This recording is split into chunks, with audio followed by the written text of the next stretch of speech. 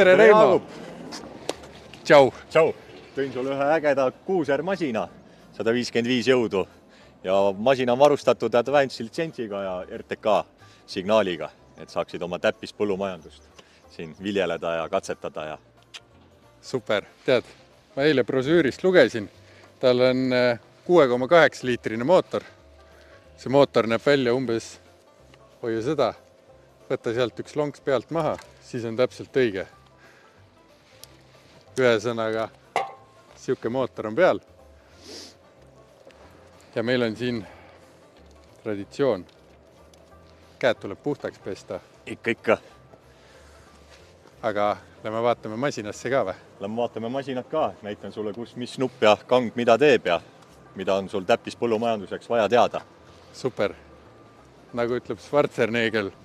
Get into the tractor! Antud masin on siis suure Gen 5 ekraaniga, et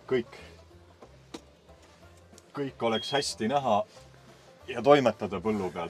Nii, keerame lihtsalt süüte sisse, siis me saame siin ekraani peal ilusti sulle näidata.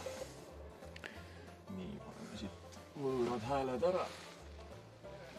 Nii, alati käima paned, tuleb turvahoiatused, automaatne roolimissüsteem, siit vajutad nõustu. Praegu on siin eelmine töö ees, et see kang töötaks, siis siit on ilusti aktiveeri kohandatud.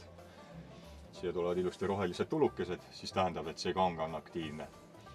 Siin on A, B, C, D, need tähendavad kõik hüdrodega seotud toiminguid, nagu siin kangi peal on ilusti olemas Command Pro'l. Vajutame siia peale ja siin on siis kõik esiripp, tagumised väljavõtted, tagumine ripp, esimesed väljavõtted. Ja samaga siis see väike joystick, temale saad ka siis anda igast erinevaid käsklusi. Ja lisaks on siis väikse kangi jaoks ka eraldi lukunupp siin taga olemas. Et ja nüüd on ka väiksel kõik käsklused aktiivsed.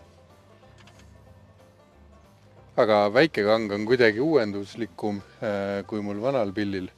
Kas siit saab, siin on reverse dubleeritud? Siin on jah, reverse dubleeritud, et juhul kui näiteks teed mingit platsitööd, lumelükkamist või mis iganes või näiteks laadur on sul siin küljes, siis siit saad ka vajadusel edasi-tagasi masinat juhtida. Sama on ka siis selle kangiga. Siin ilusti on ka välja toodud, saad masinat reverse suunda muuta ja vajadusel ka liikuma hakata. Ei peagi jalaga siin gaasi ja piduri pedaali peal vajutama. Super. Ma arvan, et saame tööle hakata küll.